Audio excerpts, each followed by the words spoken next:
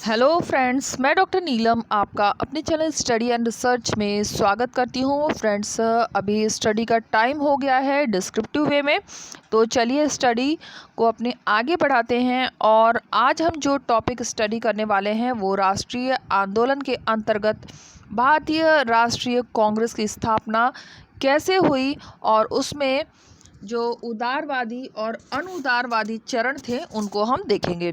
काफ़ी शॉर्ट में हम स्टडी करेंगे और ये डिस्क्रिप्टिव वे में स्टडी होगी। तो चलिए अपने स्टडी पे चलते हैं। इस तरह का वीडियो पसंद आता है तो लाइक शेयर सब्सक्राइब करें। सब्सक्राइब करने के बाद बेल आइकन की घंटी को जरूर प्रेस कर लें ताकि इस तरह का वीडियो जब भी अपलोड करूं उसका नोटिफिकेशन आपको आसानी से मिल सके। इसके अलावा अगर आपने इस वीडियो की सीरीज़ नहीं देखी है तो आप डिस्क्रिप्शन बॉक्स में जाएं, वहां पर डिस्क्रिप्टिव स्टडी के नाम से प्लेलिस्ट क्रिएट किया गया है, लिंक दिया गया है। लिंक के माध्यम से आप सभी वीडियोस देख सकते हैं और इसमें आपको प्राचीन इतिहास, मध्यकालीन इतिहास और इस समय हम आधुनिक इतिहास की स्टडी कर रहे हैं। तो डिस्क्रिप्शन बॉक्स में ज़रूर जाएं। तो इसका इंट्रोडक्शन देखते हैं। परिचय। भारत में राष्ट्रीय भावना का विकास 19वीं शताब्दी के पूर्वार्ध से होकर 19वीं सदी के उत्तरार्ध में पूर्ण रूप से विकसित हुआ। 19वीं सदी के पूर्वार्ध में राजा राम मोहन राय ने राष्ट्रीयता की भावना के विकास को प्राश्रय दिया। भारत के प्रत्येक वर्ग व हर श्रेणी के लोग यह अनुभव करने लगे थे कि विदेशी शासन उनके हितों को हानि पहुंचा रहे हैं। 1857 ईस्वी के विद्रोह में लोगों का असंतोष प्रस्फुटित हो चुका था, मतलब सामने आ चुका था। 1857 की क्रांति में जो अंग्रेज थे उनके विरुद्ध जो असंतोष व्याप्त हो रहा था वो सामने आ गया था। इसके पहले भी अनेक नागरिक एवं आदिवासी विद्रोह हो चुके थे। इनकी स्टडी हम पहले भी कर चुके हैं। 1857 और आदिवासी जो विद्रोह हुए थे उनके बारे में अगर नहीं देखा है तो डिस्क्रिप्शन बॉक्स में जाकर आप देख सकते हैं। इससे यह तथ्य उजागर हो चुका था कि लोगों में लगातार अपने हितों के प्रति जागरूकता बढ़ती जा रही थी। शिक्षित लोगों ने विदेश यात्राएं करके पाश्चात्य साहित्य की शिक्षा प्राप्त की, जिससे उनमें अपनी दास्ता की बेड़ियां तोड़ डालने की तीव्र इच्छा उत्पन्न होने लगी। लॉर्ड मैकाले की अंग्रेजी शिक्षा का उद्देश्य भारतीयों को क्लर्क बनाना था, मतलब अपने नीचे अंडर काम करने के लिए नौकर बनाना था। परंतु इस शिक्षा का राष्ट्रीय चेतना को जगाने में विशेष हाथ रहा, क्योंकि भारतीय शिक्षित हुए तो उन्हें जानकारी मिलने लगी बाहर की दुनिया की, जिससे उनमें राष्ट्रीय चेतना का विकास होना धीरे धीरे शुरू हो गया। भारतीय राष्ट्रीय कांग्रेस की स्थापना किस तरह से हुई उसको हम यहाँ पे देखेंगे। भारतीय राष्ट्रीय कांग्रेस की स्थापना का श्रेय एक सेवानिवृत्त सेवा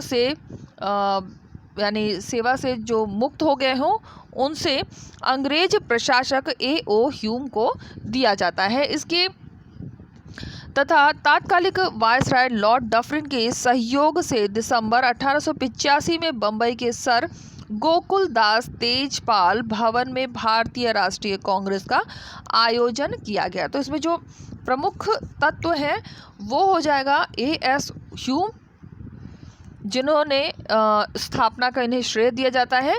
इसके बाद उस समय जो वायसराय थे वो थे लॉर्ड डफरिन, और इसके बाद 1885 में स्थापित हुआ बम्बई के सर गोकुल दास तेजपाल भवन में। ये भी बहुत इंपॉर्टेंट है, बम्बई में स्थापित हुआ था। इसकी अध्यक्षता W.C. बैनर्जी ने की। तो सबसे पहले अध्यक्षता की थी बैनर्जी ने। इसमें 72 प्रतिनिधि सदस्य शामिल थे। सचिव A.O. ह्यूम थे। लॉर्ड डफरिन ने इस संगठन को सेफ्टी वॉल्व के रूप में देखा। तो ऐसा पूछा जाता है सेफ्टी वॉल्व किसे कहा गया, तो लॉर्ड डफरिन के द्वारा। आरंभिक कांग्रेस नेता को आशा थी कि वे इस संगठन का उपयोग तड़िक चालक के रूप में कर सकेंगे। इस तरह 1885 में राष्ट्रीय कांग्रेस की स्थापना के साथ छोटे पैमाने पर लेकिन संगठित रूप में विदेशी शासन से भारत की मुक्ति का संघर्ष आरंभ हो गया। अगले पॉइंट पे चलते हैं। 1887 ईस्वी के मद्रास अधिवेशन के पश्चात ब्रिटिश सरकार ने कांग्रेस अधिवेशन को सहायता देना बंद कर दिया। 1890 ईस्वी में सरकारी कर्मचारियों को कांग्रेस में सम्मिलित होने की आज्ञा नहीं रही और 1892 में लंदन में कांग्रेस का अधिवेशन प्रस्तावित था, परंतु 1891 में अंग्रेजी चुनाव निश्चित होने के कारण यह मामला स्थगित कर दिया गया और फिर कभी नहीं उठाया गया। लाला लाजपत राय का विचार था कि कांग्रेस इसीलिए बनी कि वह एक अंग्रेजी राज्य की रक्षा हेतु अभय कपाट के रूप में कार्य कर सके। तो ये बहुत इंपॉर्टेंट है। अभय कपाट का विचार किसने दिया था? तो लाला लाजपत राय के द्वारा दिया गया था। उदारवादी चरण देखते हैं, जो उसका काल रहा है 1885 से 1905 ईस्वी तक। इस चरण में कांग्रेस की मुख्य भूमिका भारतीय राजनीतिज्ञों को एकता व प्रशिक्षण के लिए एक मंच प्रदान करने के रूप में था। इस युग में कांग्रेस पर दादा भाई नौरोजी, फिरोज शाह मेहता, दिनशा वाचा, व्योमेश चंद्र बनर्जी, गोपाल कृष्ण गोखले आदि लोगों का वर्चस्व था। इनका विश्वास था कि अंग्रेज न्यायप्रिय लोग हैं और वे भारतीयों के साथ न्याय करेंगे।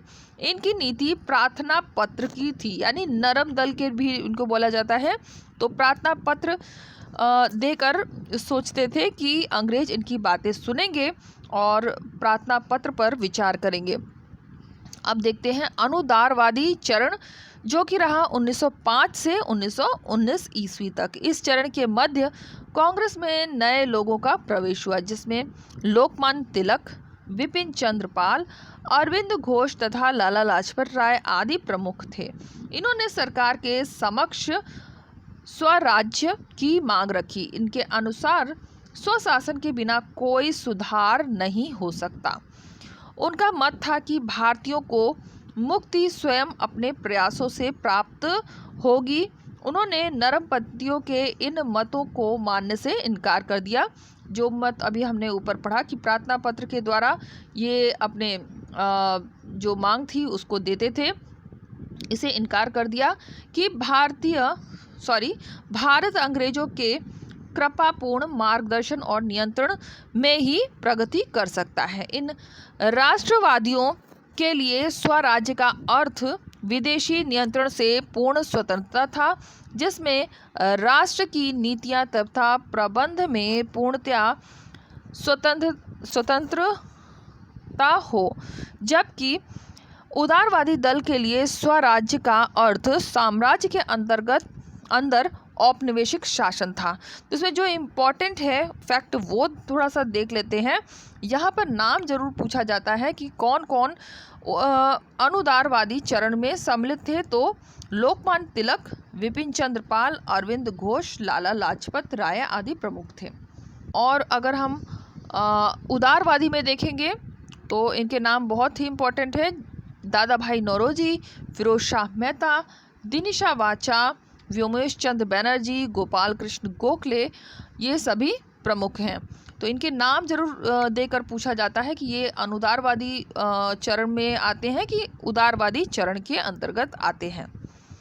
तो फ्रेंड्स, हम आ गए हैं अपनी प्लेलिस्ट में और यहाँ मैं एक सूचना आपको दे दूँ कि 20 और 21 को मैं कोई भी वीडियो आपको अपलोड नहीं करूँगी, क्योंकि हम लोग ट्रैवल कर रहे होंगे, इसलिए कोई भी वीडियो अपलोड नहीं होगा। उसके बाद हम कंटिन्यू स्टडी शुरू कर देंगे। और अगर आपने पिछले वीडियोस नहीं देखे हैं तो ये आप देख सकते हैं। ये मैं केवल आपको प्लेलिस्ट दिखा रही हूँ और इसके लिंक आपको डिस्क्रिप्शन बॉक्स में मिल जाएगा।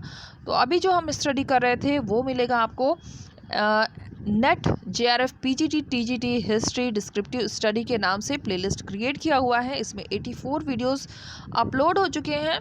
अगर आपसे मिस हुआ है तो आप डिस्क्रिप्शन बॉक्स में जाएं और यहाँ पर आप देख सकते हैं।